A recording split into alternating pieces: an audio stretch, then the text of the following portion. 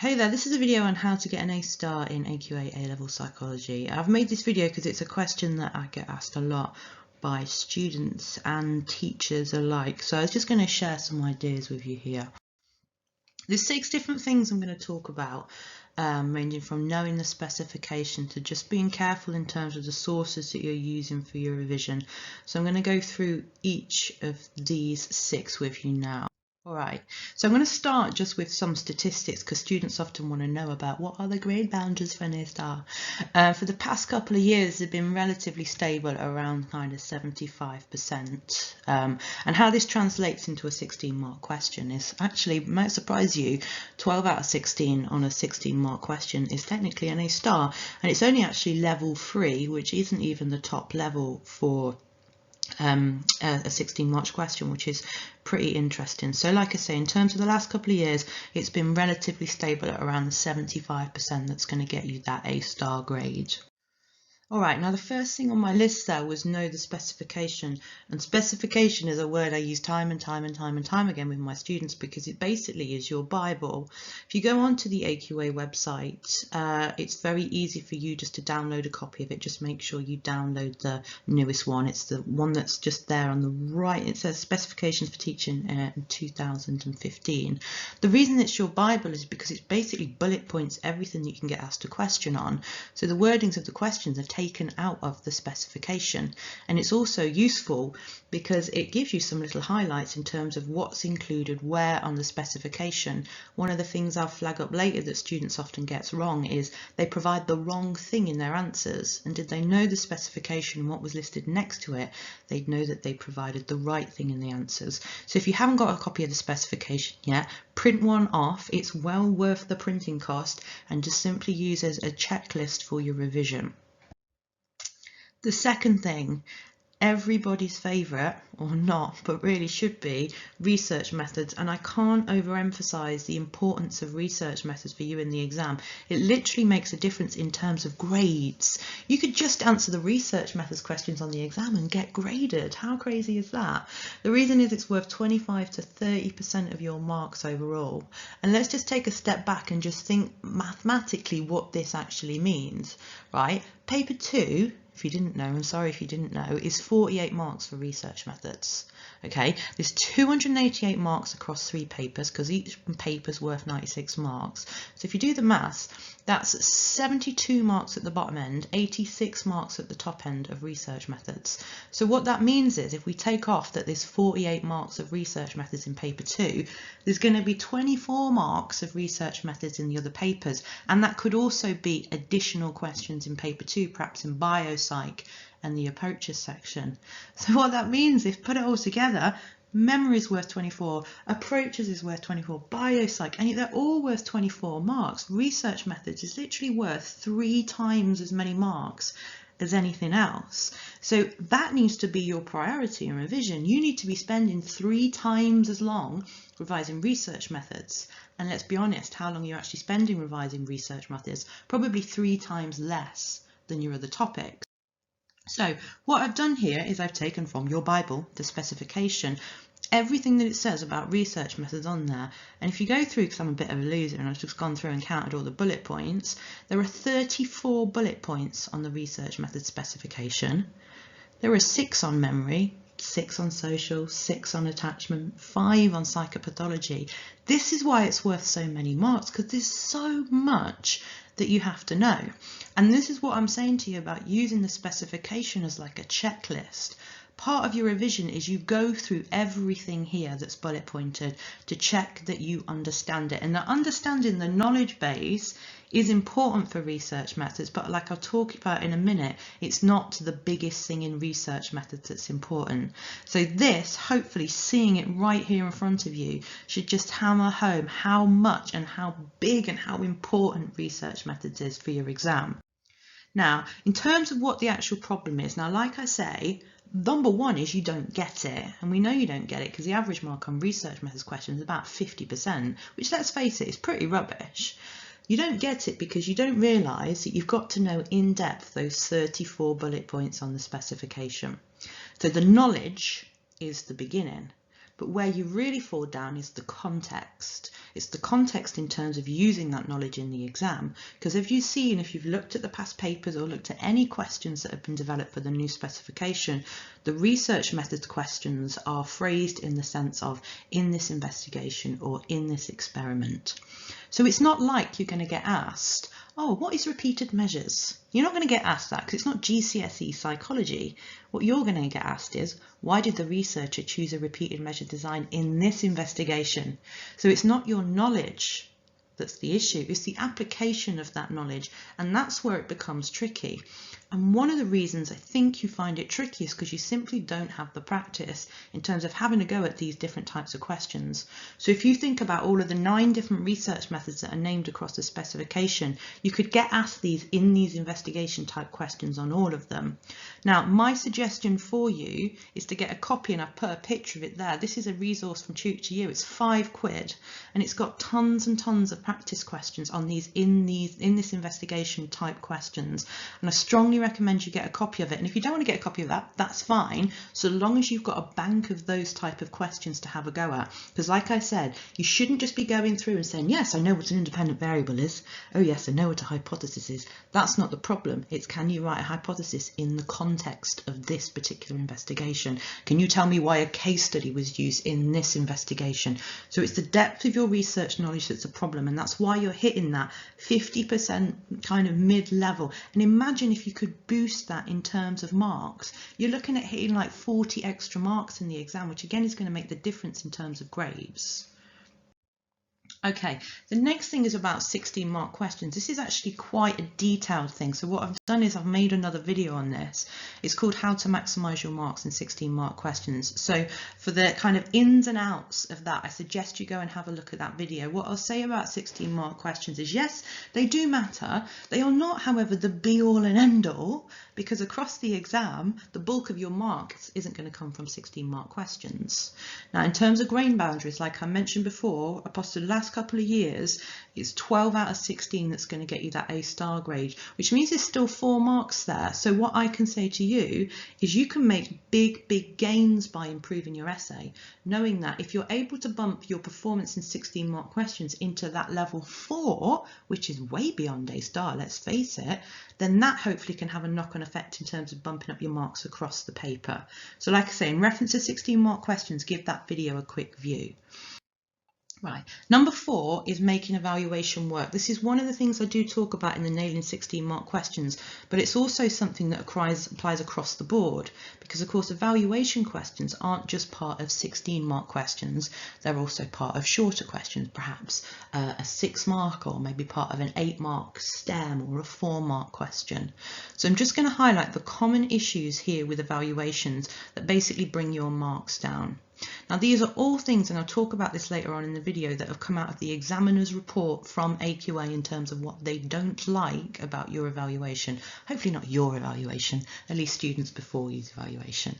All right, so the first thing is the generic use of methodological evaluation. So when we're taught to evaluate a study, we are taught some kind of methodological evaluation technique of that study, whether it's like a grave technique or a measured technique, and it's brilliant to use that techniques, but what you've got to make sure is when you're doing the evaluation of those pieces of research that you're not providing generic evaluations. And generic evaluations are one where I could pick it out of your essay, change a couple of words and pop it into another essay. The second thing AQA don't like is this generic use of issues and debates evaluation. We see this a lot in 16-mark questions, but we also see it in separate evaluations, the smaller evaluation questions, like I've said. There's no requirement for you to include issues and debates evaluation unless it's in the issues and debates section. So I'd be wary of using it if you're going to provide a generic evaluation. For example, if you want to talk about something being socially sensitive or having ethical implications, you have to make sure that you're able to do that thoroughly. Similarly, using kind of arguments about how something's deterministic, again, you've got to be able to use it thoroughly. I'm not saying you can't use them by any means, because they can make some brilliant evaluation. What I'm saying is AQA are tired of seeing statement after statement after statement about issues and debates that aren't delivered for that particular thing you're evaluating. The third thing is the lack of research evidence. And in my personal opinion, I think this is coming because students are just trying to memorize issues and debates evaluation and thinking, great, I can do all my evaluations as issues and debates, job done. No, you can't. What AQA want to see is evidence. So if I'm talking about, for example, the biological explanation of OCD, what I want to see as part of your evaluation is evidence that tells me about that explanation. Is there evidence pointing to the fact that that explanation is valid, for example? Fourth thing, and it links into issues and debates, but I've put it here as a separate bullet point, is the overuse of the term reductionism. And it's become very clear that students don't really understand what this means. My advice to you is almost treat it like a swear word. Unless it's an essay on biology, I simply wouldn't use it, because you're using it and showing that you don't understand really what that term means. Now the fourth thing, and this is really, really an A-star quality, is in longer evaluations. So evaluations, let's say, that are part of a 16-mark question, or maybe those kind of 6 marks, is having a line of argument. So a line of argument is where your evaluation tells a story. It maybe includes an evaluation that's delivered and then includes the counter-argument within that evaluation. So again, I do talk about these things a lot more in detail in that 16-mark question video if you want to check that out as well. All right, number 5, I've just put in here as a special one. It's about answering difference questions, and the reason that I've put this in is they're coming up more and more, and students are really terrible on them. So these are the kind of questions where you're asked to explain the difference between something and something. So let's take, for an example, explain the difference between systematic desensitization and flooding. Now, students often get really confused in these questions. It's like their brain doesn't quite work. And what they end up doing in the answer is not explaining the difference between them, but simply stating, this is this, and this is this. And they're not actually comparing them. So when approaching these questions, I try and do it with a clear head and think, right, I need to isolate what the difference is and get that clear in your head first. And then I'm going to pick a word that I'm going to use in a difference question. And my word suggestion to you is whereas. If you are given a difference question, whereas is your golden key to answering that question. So if we look at systematic desensitization and flooding, so I see that question in my head, I go to, right, what's the difference? What difference am I going to look at? I'm going to look at ethics as my difference, and I'm going to say systematic desensitization is considered more ethical than flooding. So I might say something along the lines of within systematic desensitization, it's a process where the anxiety level is built up gradually over time, therefore you can argue there's less psychological harm, whereas in flooding, the patient is exposed to the phobic stimulus all at once, so they may experience much more psychological harm. So in my head, I know what the difference is. I'm going to use that whereas word to explain it. So I'll be careful with these because they're around 4 marks a question, but they certainly do differentiate a kind of A stars from the kind of B students in terms of being able to answer those questions effectively. Okay, now 5. And again, I talked about the whereas being the golden T for the difference question. I'm going to just give you, if you don't know, the clue for the best resource that you can ever get. You've got to be careful where you find your sources. I can put in A-Level Psychology, AQA right now, and I'm going to come up with so much stuff. One of the things I'm going to find is loads of past questions. And if you're like my students, you'll be trying to answer them and you send me to them and it's like, yeah, that's the wrong specification. So any resource that you use, number 1, you need to check you're on the right spec. Now, the best resource really that you can use if you want the insight in terms of how to get an exam is the examiner's reports. And these are available free to you on AQA. Now, just to help you out, what I've done is I've summarised across paper 1, 2 and 3 the basic comments in these examiners reports. So these are the highlights, and this is across 2 years, so these are kind of common themes that we're seeing. So I'll just read through these for you and just kind of give you some extra examples. So in paper 1, one of the big things they're saying, and this isn't only paper 1, this is a comment that's come up in paper 2 and 3 as well, is about reading the question. Students often answer the essay that they want for a 16 marker and not what they're actually given. So this is the difference between a question that might ask you, for example, to discuss research into conformity, which is the one you want, and the question actually asks you to discuss what research into conformity has told us. So that's what they mean about reading the question. The second thing that they're suggesting or have suggested is planning answers. Now, nobody's saying to you, you need to spend 5 minutes writing an essay plan. But when we go through and review these as examiners, what we often see is those essays that are delivered with a short plan do tend to do better than the ones that aren't. The reason for this, what AQA have said, is there's a lack of organisation in terms of how you give the essays. I talk about in the answering 16-mark questions video, this idea of having a structure to your essay, this idea about having a line of argument, having a flow within your essay, which should hopefully address this. Another point they make is about thorough evaluation, and I spoke about your evaluation. What we're talking about is the use of evidence, the lack of generic methodological in issues of debates criticisms. They also point out to watch out for linked questions. That just means a question, for example, might ask you, let's say, state a definition of abnormality. Then the following question says, evaluate the definition of abnormality you've just given. The reason you need to watch out for linked questions is, well, with definitions for abnormality, for example, some are just easy to evaluate than others. So it's worth just quickly reading ahead to the next question to check it's not a linked question. Knowing your command terms basically means if a question asks you to describe something, you don't evaluate it. Lots of students provide lots and lots of, let's say, an evaluation question on the cognitive interview, evaluate the cognitive interview, and they tell us what the cognitive interview is. You get no credit for that because the command term was evaluate, not describe. Engaging with the STEM is really important. These are in those scenario questions that you get that could be part of essay questions or indeed shorter answer questions. When you engage with STEM questions, you have to go beyond just saying the name of the person. That doesn't get you the application marks. Paper 1 as well, AQA have also pointed out about watching out for research methods. Research methods, remember, like we spoke about, is and will be in every single paper. So in paper 1, bring your calculator along.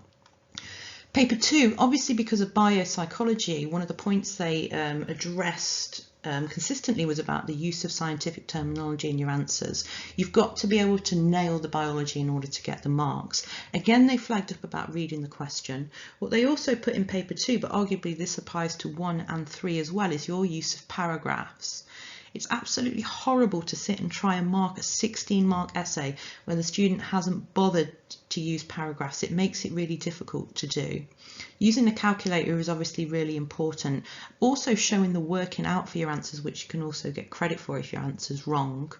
The bullet point about engaging with the research method scenario I spoke about in a lot of detail. That's all about the practice in terms of in this investigation type questions.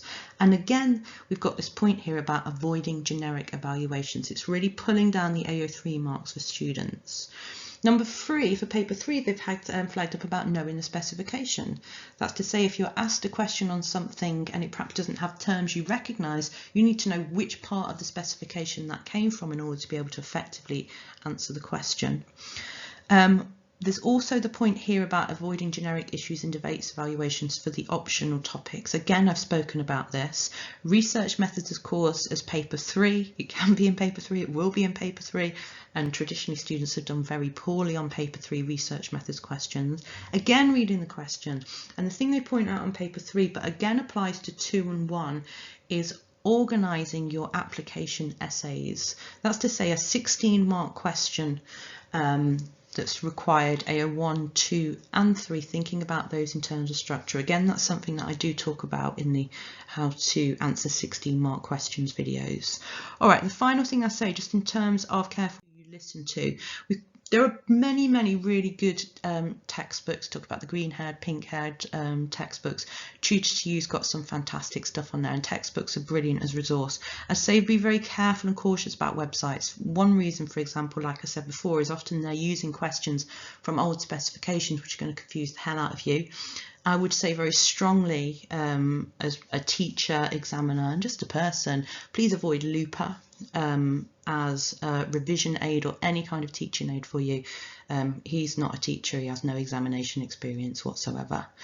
Good luck in your exams. If you've got any questions, please drop them to me in the comments box.